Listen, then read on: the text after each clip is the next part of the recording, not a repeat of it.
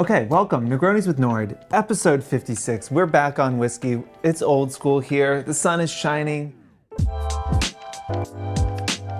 You know, it is finally spring in New York for one day. We are jumping straight to summer tomorrow. I think it's gonna be 82 degrees. You know, everyone's like, oh, I love New York in the spring, or I love New York in the fall. But actually those seasons don't exist. We jump from summer to winter, from winter to summer, and we're in an endless loop, and we get like 1 week of weather that is like truly transformative, and it makes you remember why you lived here and why it's still good to breathe and live and be around and alive. I was out on the bike this morning. Central Park is exploded with flowers, and what are those trees? The cherry blossoms have exploded. The people are out.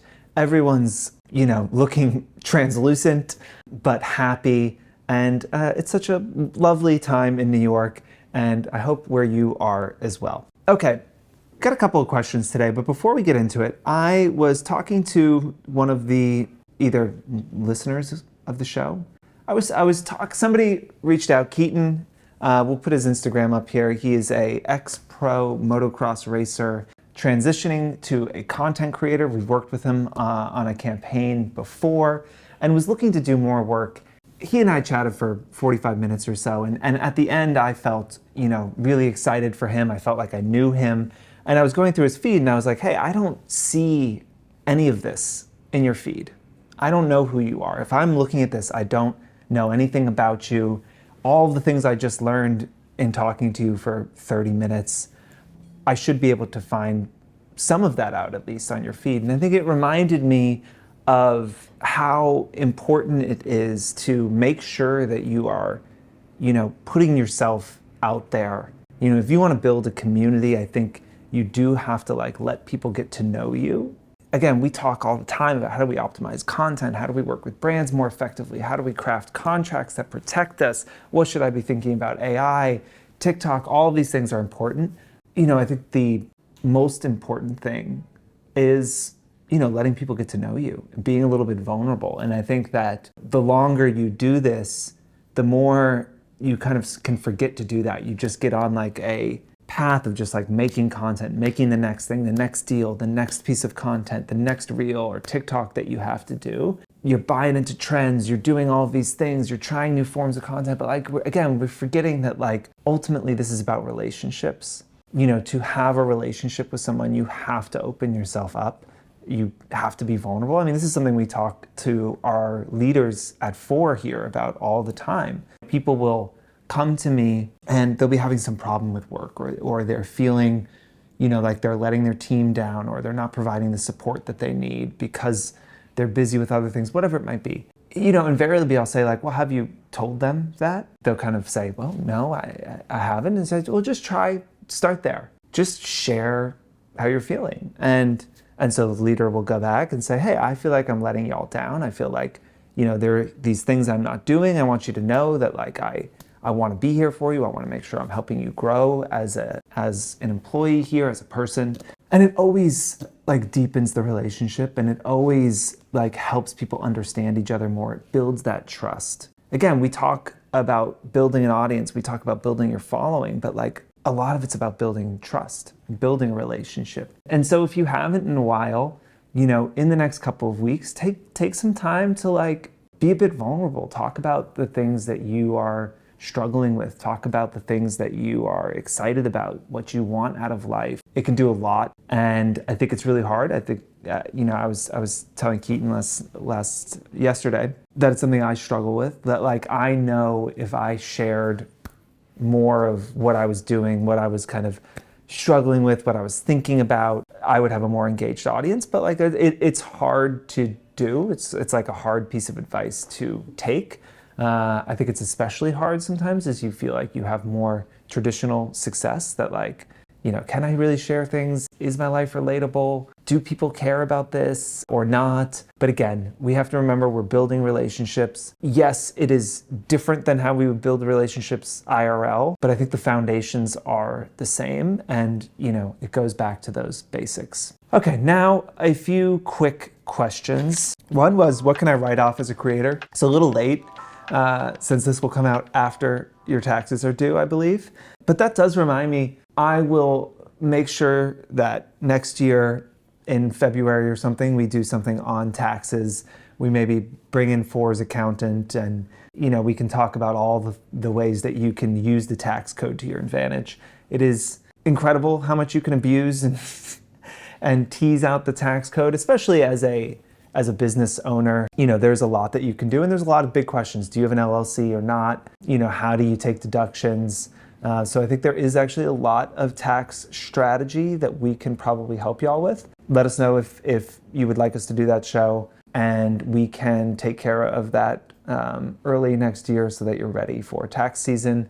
Another quick question was, what's the best way for creators to disclose a paid partnership? A lot of government rules and statutes and all these things are incredibly complex, and if you read the laws, you wouldn't even totally understand what they were saying.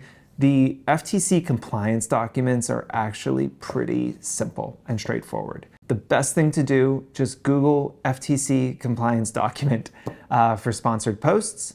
It's like a 2-page PDF. Well, last time I looked at it, the rules haven't changed. Maybe they've made that a little bit more robust, but it's really simple. You just have to make it clear that you are working with the brand and you have a relationship with them. That goes as well for gifted product, but you do not have to say hashtag sponsored. You do not have to say hashtag ad. You do not have to say hashtag partner. It can be in the language. Nike asked me to. I partnered with Reebok on this. Bud Light sent me some beer and I did this, right? Like a lot of brands, especially larger ones, are gonna have explicit language that they want you to use. And a lot of them, they'll have, they want you to be a Lululemon partner or a Nike ambassador. They've got language that is preferred in their hashtags for them. But outside of that, you just have to make it known. Sometimes, especially with larger creators, obviously like Instagram, TikTok might want you to go into the portal and say paid partnership with, which also works. This stuff is really simple to understand, and I would just Google it and take a look at the PDF. We can also share a link to it in the bio or in the description here of the video, so you can save yourself a Google. That's us just, continuing to do a service for you for free. Lastly, there was a question on what's advice on developing a strong contract that protects creators' work over time. Contracting is another thing we could talk about for hours. Let me first step back and say I'm not a lawyer. There's a number of standard terms that are in almost every contract, right? They're going to get organic social usage, meaning the brand can post it on their channel without paid. That's generally included in any paid contract. The place where you'll want to pay attention to protect yourself is in usage. So if you're a bigger creator, if you're being paid, you're going to want to charge for usage. Make sure that if they're using your post in ads, if they're using it on e-com, if they're using it in their emails, that you are being paid for that. You're going to want to put a time frame on that. There's a beginning and an end of that, and you're protected so that they're not able to use your image for months or years without paying you. Look, I think we've gone through that a bunch before in the show. We can link to past episodes if we have any more in-depth walkthrough of that. I think to zoom out a little as well, you don't want to lawyer your clients to death. You want to protect yourself, but I think you also want to be realistic and you want to be a good partner. We sometimes get red lines back for contracts that just feel overly complex for no good reason. I've seen influencers asking if they should have the brand take the photo out of the feed after 6 months because they're not paying for it anymore. And it's just come on, y'all. Worrying about if a brand continues to have something in their organic feed that they posted months ago that they're not paying for anymore is a complete waste of your time. And you should be focused on more high value actions that you can do to grow your business and not using legal gymnastics to try and squeeze clients out of every cent possible. As a ex-photographer, I personally I was not hugely concerned with usage. A lot of photographers are, and that was the way they ran things. I just wanted my photos to be seen and used and loved. I wanted the brand to have as much content as they could and to want to work with me again and again and again and to retain that business instead of saying, oh, well, we agreed on 30 photos and you now want 35, you have to pay me. I probably could have short-term made more money sometimes, but ultimately for me, it was about building longer-term partnerships.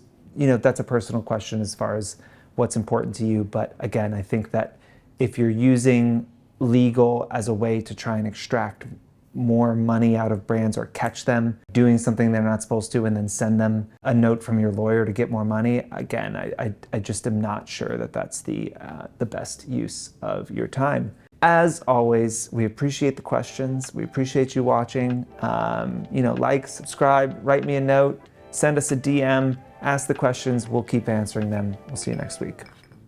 I don't think Ken was like a wildly well-dressed individual, so maybe I'd be like Savile Row Ken, would be my Ken didn't have good outfits.